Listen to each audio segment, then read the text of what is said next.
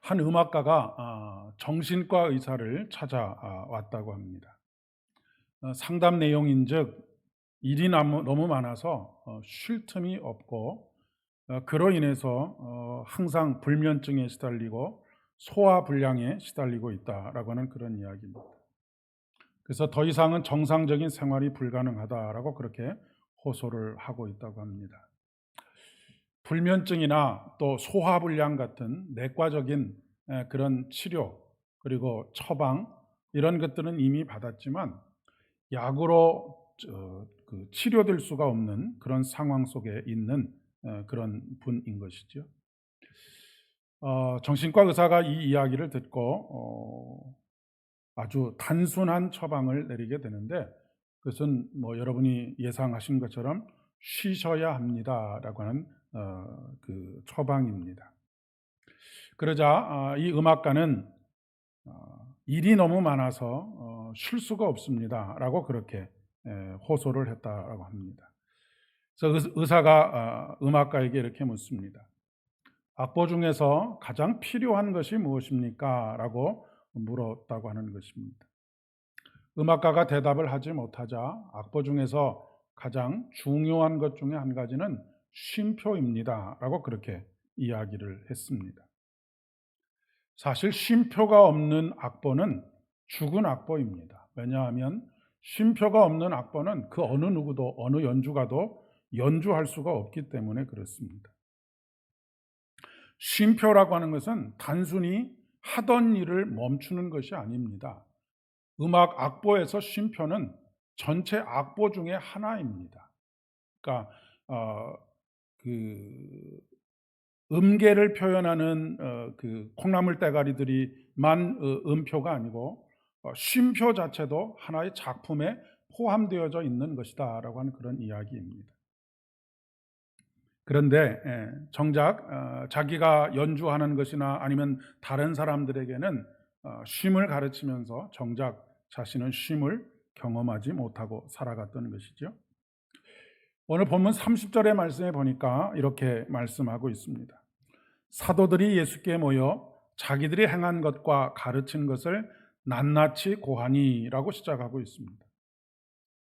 아마도 마을로 둘씩 짝을 지어서 파송되었던 제자들이 복음을 전하던 일과 그 복음을 전하는 과정에서 일어났던 여러 가지 기적과 또 병 고치는 사건들 이런 것들을 가지고 와서 예수님께 말씀을 드리고 있었던 상황이었던 것 같습니다.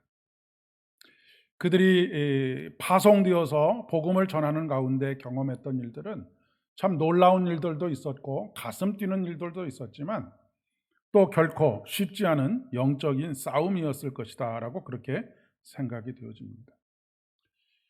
그토록 권위가 있고 모든 일에 능하신 예수님에 대해서도 적대적인 그런 그 반응들을 보였던 수많은 사람들에게 이 제자들은 상대적으로 예수님과는 비교할 수 없는 그런 능력들을 가지고 있고 또한 그런 권위들도 가지고 있지 못했기 때문에 많은 도전들을 받았을 것이기 때문에 그렇습니다. 분명히 유대 사회는 복음을 받아들이는 일에 있어서 그렇게 호의적이지를 않았던 것이죠.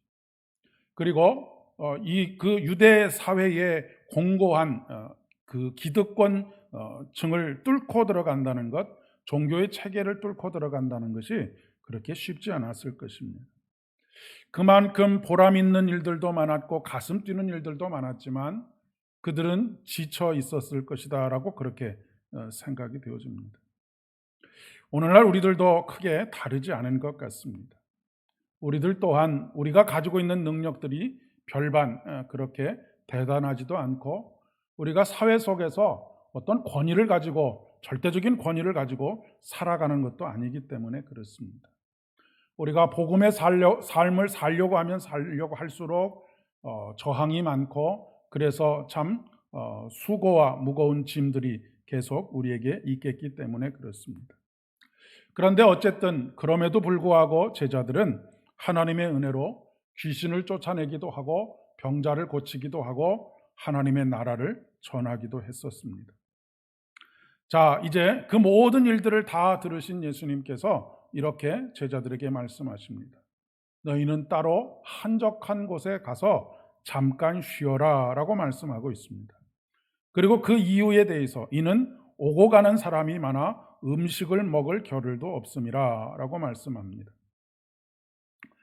어저께 우연히 그 TV에서 다큐멘터리를 이렇게 뭐 아주 정주행으로 본 것은 아니고 다른 일을 하면서 오고 가다가 보았는데 그 남부지방의 대구였던 것 같습니다.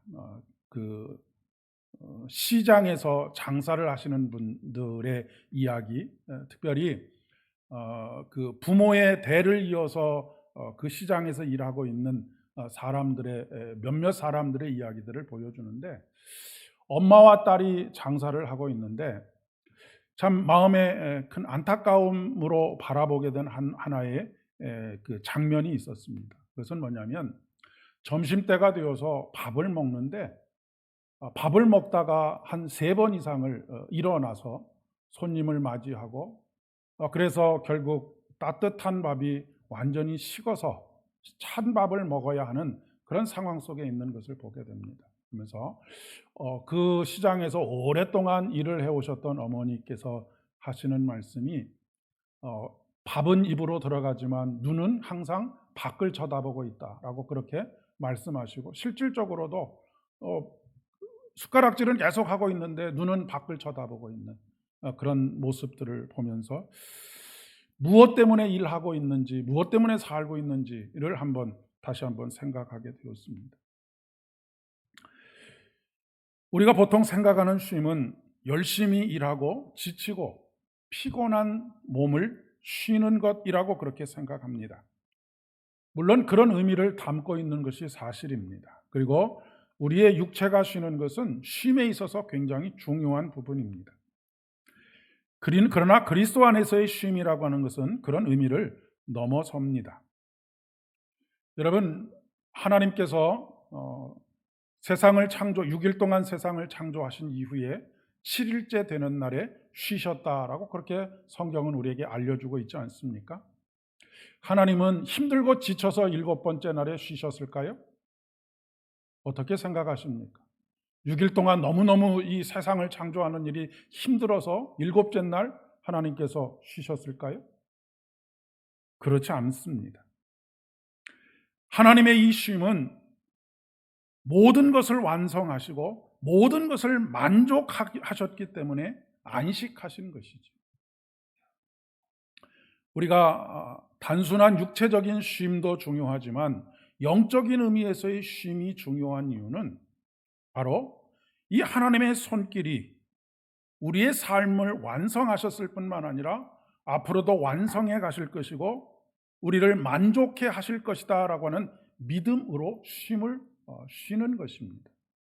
그렇기 때문에 쉼이라고 하는 것은 어찌 보면 믿음의 행위라고 그렇게 이야기할 수 있습니다. 우리가 멈춘다라고 하는 것은 바로 믿음의 행위라고 하는 것이죠. 예수 그리스도의 십자가의 은혜를 통해서 완성하시고 만족해 된 영혼의 쉼으로 초대하는 것입니다. 분명한 것은 영혼의 쉼만이 아니라 우리의 육신의 쉼도 반드시 필요합니다. 왜냐하면 우리가 제한적인 육체를 가지고 있기 때문에 그렇습니다. 하나님께서 이스라엘 백성들에게 안식년에 땅을 쉬게 해라라고 그렇게 말씀하지 않으셨습니까? 여러분, 이 안식년에 땅을 쉬게 하는 일, 이스라엘 백성들 중에 몇 사람이나 몇 가정이나 이 일을 결단할 수 있었을까?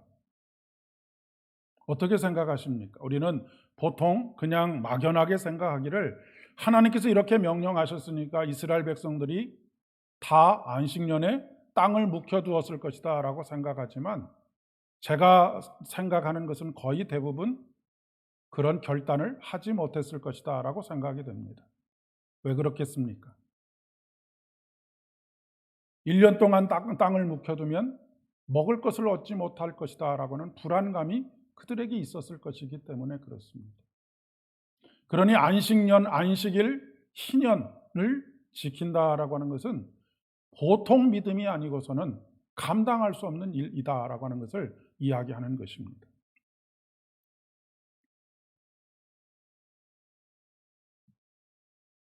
쉴 수 없는 형편에 있다 할지라도 우리가 믿음으로 쉬는 것, 그것은 하나님께서 나를 만족해 하시고 내 삶을 완성해 가실 것이다 라고 하는 선취적인 믿음이 있을 때만 행할 수 있는 일이다 라고 하는 그런 이야기입니다. 라이켄 교수님이라고 하는 분이 쉼을 3R, 세 가지 영어 알파벳 R자로 시작하는 단어로 정의를 하고 있는데, 참된 쉼에 이르게 되는 3R 중에 첫 번째 R이 뭐냐면 리플렉션입니다. 리플렉션이라고 하는 것은 뒤를 돌아보는 것입니다. 이것은 반성의 의미를 가지고 있는 것이죠. 무엇에 시간을 사용했는지, 내가 무엇을 얼마나 중요하게 여겼는지를 돌아보는 것입니다. 그런데 많은 경우에 우리가 바쁘게 살지만 뒤를 돌아보면 정말로 가치 있는 일에 내 시간을 쏟아부었는가라고 하는 것을 돌아보면 그렇지 않은 경우들이 참 많이 있습니다. 그런데 이렇게 돌아보지 않게 되면 내가 어디에 어떤 가치를 두고 살아왔는지에 대해서 알지 못하고 그것을 깨닫지 못하면 어떻게 되겠습니까? 과거에 살아왔던 삶을 다시 답습하게 될 수밖에 없는 것이죠. 그러면 여전히 몸은 바쁘고 지치고 힘든데 내 손에 쥐어지는 것은 아무것도 없는 그런 삶의 결과를 나타내는 것입니다. 동시에 여러 연약함에도 불구하고 우리를 지켜주시고 돌보시고 이끌어 오신 하나님에 대한 감사를 담고 있습니다. 두 번째 R은 리프레시먼트입니다. 우리가 보통 리프레시 한다라고 하지 않습니까? 새롭게 하는 것이죠. 조용한 장소에서 하나님과 깊이 만나서 새 힘을 얻게 되는 것, 리프레시 하는 것. 예수님께서 제자들에게 따로 한적한 곳에 와서라고 말씀하십니다. 따로라고 하는 이 단어는 개인적이고 사적이고 개별적이다라고 하는 것을 의미하는 것이죠. 그래서 일상과의 단절을 의미하는 것입니다. 꼭 휴가가 아니라고 하더라도 일상과 단절되는 그런 시간들이 꼭 필요합니다. 제가 목회를 하면서 가장 겪는 어려움 중에 한 가지가 뭐냐면 이것입니다. 제가 목회를 하는 일이 특별히 힘든 일은 아니지만 출근과 퇴근이 따로 없어서 24시간 목회 현장에서 항상 긴장하면서 살고 있다라고 하는 그런 이야기입니다. 여기 따로라고 하는 말은 복잡한 것으로부터 삶의 일상 속에서 벗어나는 것을 의미하는 것이죠. 아무리 바쁘고 중요한 일이 있어도 멈추라고 하는 것이죠. 지금껏 정신없이 일을 해왔지만 이제는 멈추고 잠시라도 그 앞에서 떠나라고 하는 것입니다. 그렇게 하지 않으면 우리는 일의 노예가 될 수밖에 없습니다. 우리 남민호 집사님께서 얼마 전에 이사를 하셨습니다. 먼저 신방을 갖고 또 우리 남선교를 중심으로 해서 이제 집들이 비슷하게 그렇게 다녀오신 것 같은데 참 좋은 집 잘 구입하셔서 마음이 정말로 참 좋았습니다. 근데 제가 집사님께 그런 말씀을 물어봤어요. 사실 우리 집사님이 1층은 사업장이고 2층은 살림집을 하다 보니까 집사님도 출퇴근 시간이 따로 없으셨죠. 그러다 보니까 이게 일하는 건지 쉬는 건지 늘 하루 종일 저녁에 8시, 9시까지도 일하시고 일이 많으면 그렇게 하시는데 요즘은 출퇴근하는 맛이 있다라고 하는 그런 이야기를 하시는 것을 들었습니다. 그러다 보니까 다른 날은 9시, 10시까지도 하던 일들을 조금 서둘러서 퇴근하기 전에 일을 다 맞춰놓고 마음속에 이제는 일과 분리되어서 자신만의 시간을 가질 수 있는 것, 굉장히 중요한 것이다라고 그렇게 생각이 되어집니다. 일상과의 단절이 이루어질 때 리프레시가 되는 것입니다. 그러기 위해서는 자신만의 공간, 자기만의 시간이 필요한 것이죠. 우리가 굳이 휴가라고 하는 이름으로 어딘가를 떠나지 않아도 자신만의 골방, 이것이 얼마나 자기 자신을 새롭게, 새로운 마음을, 그리고 새로운 인생을 꾸며가게 하는지에 대해서 깊이 생각해 보실 필요가 있습니다. 우리가 새벽에 자신만의 공간에서, 자신만의 골방에서 하나님을 만나는 것, 정말로 중요한 일입니다. 그렇지 않으면 날마다 반복되는 일상 속에서 지치고 어디서도 쉼을 얻을 수가 없게 되는 것이죠. 저희가 처음 미국에 유학을 떠났을 때도 저희 아내의 그 박사학위 논문의 선생님이셨던 교수님께서 늘 가자마자부터 끝까지 하셨던 말씀이 매듭을 끊어줘야 된다라고 하는 이야기였습니다. 금요일까지는 정말로 하루에 2시간, 3시간 자면서 공부를 해도 토요일이 되면 모든 공부에서 좀 떠나서 아이들과 일상을 지내면서 그렇게 살지 않으면 일주일은 버틸 수 있고 한 달은 버틸 수 있지만 2년, 3년 학위를 마칠 때까지 버티는 것은 불가능하다라고 하는 조언이었어요.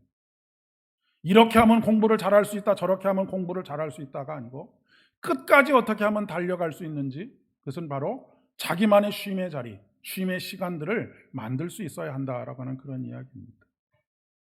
여러분이 잘 아시는 것처럼 대나무는 굉장히 가늘지 않습니까? 이 가는 대나무가 높이까지 올라갈 수 있고 바람에, 그 엄청난 바람에도 부러지지 않을 수 있는 이유는 대나무에 매듭이 있기 때문에 그렇습니다.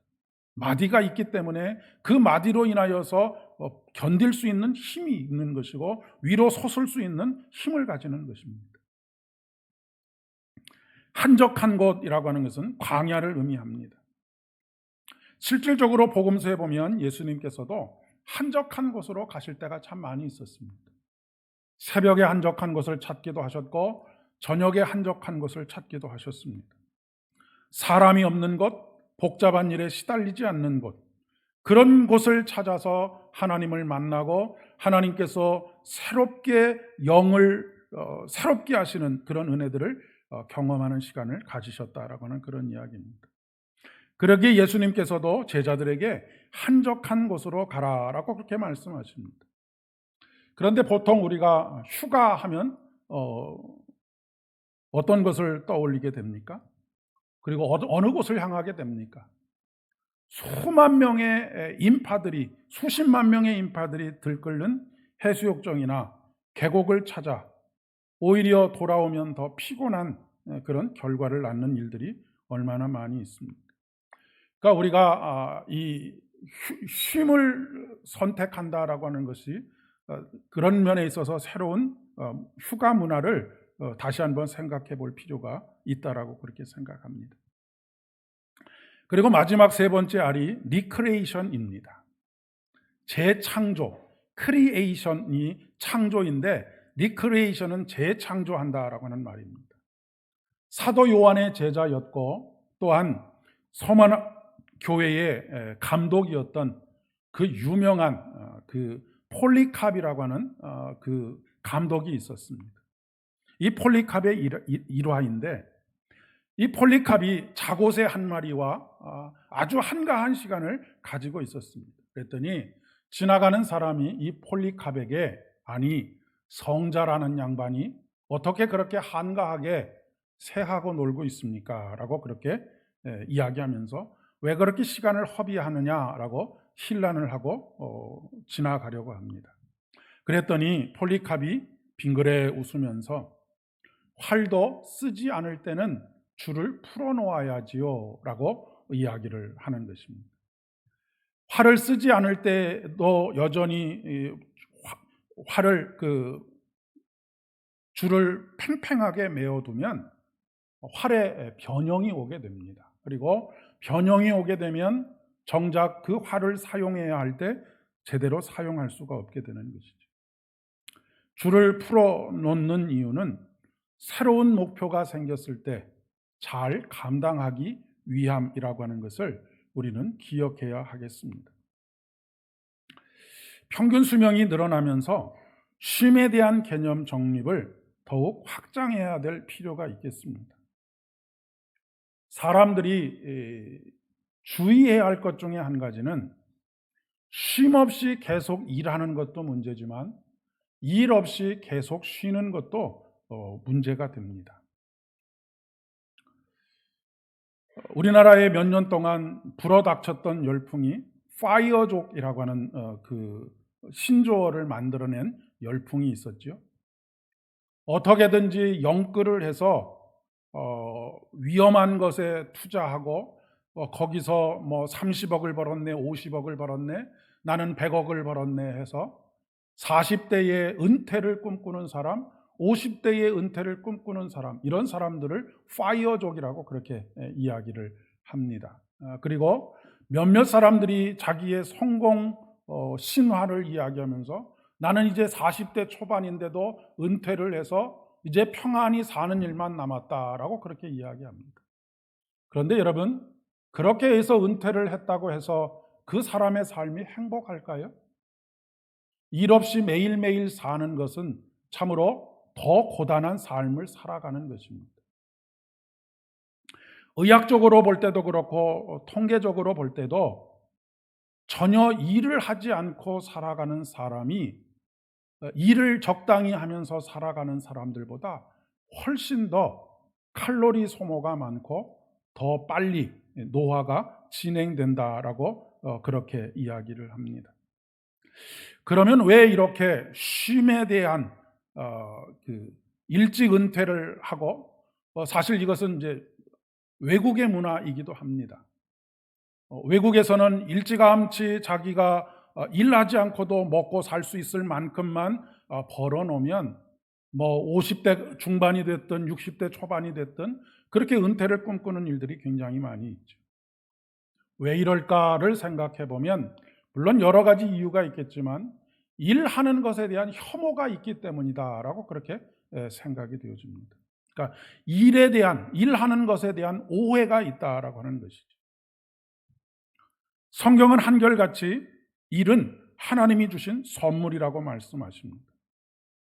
그런데 우리 그리스도인들이 잘못 가지고 있는 생각 중에 한 가지가 아담과 하와의 타락 이후에 우리에게 일하는 수고가 주어졌다라고 그렇게 생각하는데 전혀 그렇지 않습니다. 아담과 하와의 타락 이전에 하나님께서는 천지를 창조하시고 사람들에게 일을 맡기셨습니다.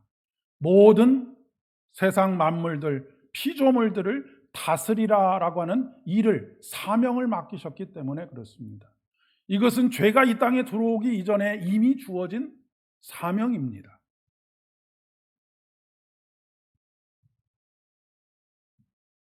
뿐만 아니라 하나님께서는 일은 거룩한 것이라고까지 이야기하십니다. 왜 일이 거룩한 것일까요? 어떤 때 일이 거룩한 일이 되는 것일까요? 거룩하신 하나님께서 하시는 일에 동참할 때 우리가 하는 그 일은 거룩한 일이 되는 것입니다. 하나님께서 하시는 일이 모두 거룩하기 때문에 그 거룩함에 참여하는 것이 곧 하나님의 일을 감당하는 것이기 때문에 그렇습니다. 일을 하는 것이나 쉼을 누리는 것이나 모두 하나님의 온전하신 구원에 참여하는 행위입니다. 아까 앞에서 악보에 쉼표도 그 아름다운 선율의 한 부분이라고 말씀드리는 것처럼 우리가 일하는 것이나 우리가 쉬는 것이나 모두가 다 하나님의 창조 사역에 참여하는 것이다라고 하는 것이고 그것이 바로 온전한 구원을 누리는 것입니다. 서로 다른 모습의 은혜일 뿐인 것이지.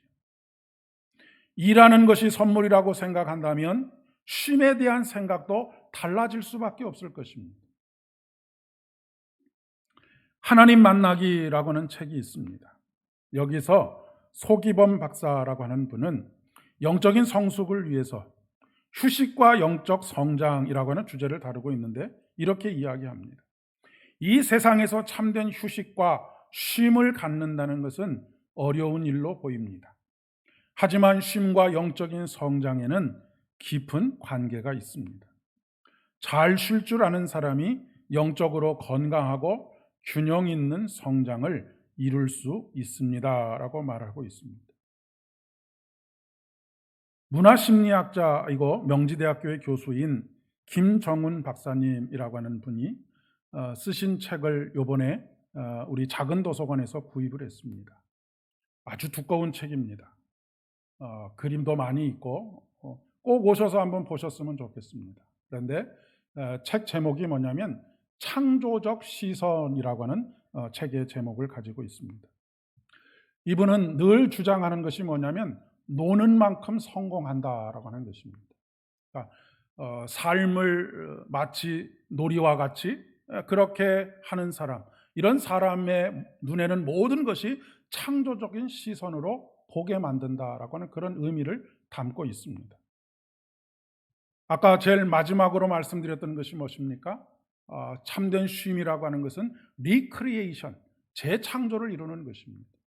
이 재창조를 이루는 시선을 가질 수 있는, 창조적 시선을 가질 수 있는 것은 자신의 삶을 즐겁게 살 수 있는 그런 사람, 그런 마음을 가지고 있을 때 비로소 가능하다라고 하는 것이 아니겠습니까?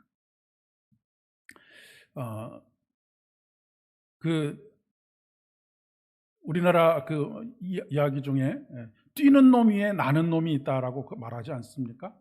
근데 나는 놈 위에 노는 놈이 있다라고 그렇게 주장을 하는 것을 볼 수 있었습니다. 기는 놈 위에 뛰는 놈이 있고 뛰는 놈 위에 나는 놈이 있는데 나는 놈 위에 노는 놈이 있다. 여러분, 단순히 육체가 쉬는 것이 아니라 하나님께서 이미 만족하게 하셨고 이미 완성하신 그 부활과 영원한 생명의 역사 속에서 온전히 주님을 믿는 믿음으로 모든 삶의 자리에서 두려움 없이 중단할 줄 아는 용기를 가지는 것, 이것이 진정한 쉼이라고 이야기할 수 있지 않겠습니까? 아무쪼록 여러분의 삶의 일상 속에서 날마다 그 일상에서 한 걸음 뒤로 물러서는 그런 시간들이 있기를 바랍니다.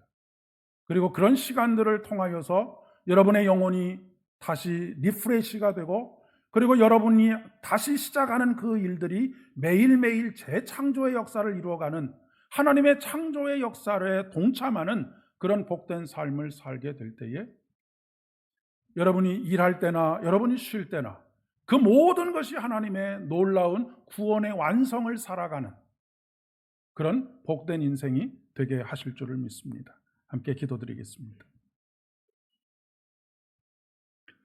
은혜가 풍성하신 아버지 하나님, 우리에게 일을 선물로 주시고 그 일에 하나님께 주신 마음으로 동참함으로 말미암아 하나님의 선하고 거룩하고 아름다운 일들을 감당할 수 있도록 도와주시니 감사를 드립니다. 그 일하는 것과 동시에 또 쉼 또한 우리에게 선물로 주셨음을 인하여 감사를 드립니다. 아버지는 이 일과 쉼의 아름다운 하모니를 잘 이루어서 균형 있는 삶, 건강한 삶, 그리고 또한 날마다 창조적인 시선에서 창조의 일들을 감당하는 그런 복된 삶을 살아갈 수 있도록 은총을 더하여 주시옵소서. 이 더운 여름에 지치지 않게 하여 주시고 더욱더 주님께서 날마다 새롭게 하시는 영으로 새롭게 하여 주시옵고, 날마다 골방에서 만나는 하나님으로 인하여서 영혼이 새롭게 되게 하실 뿐만 아니라 우리에게 주어진 모든 일들을 새 창조의 역사로 감당할 수 있도록 도와주시옵소서. 예수님의 이름으로 기도드립니다. 아멘.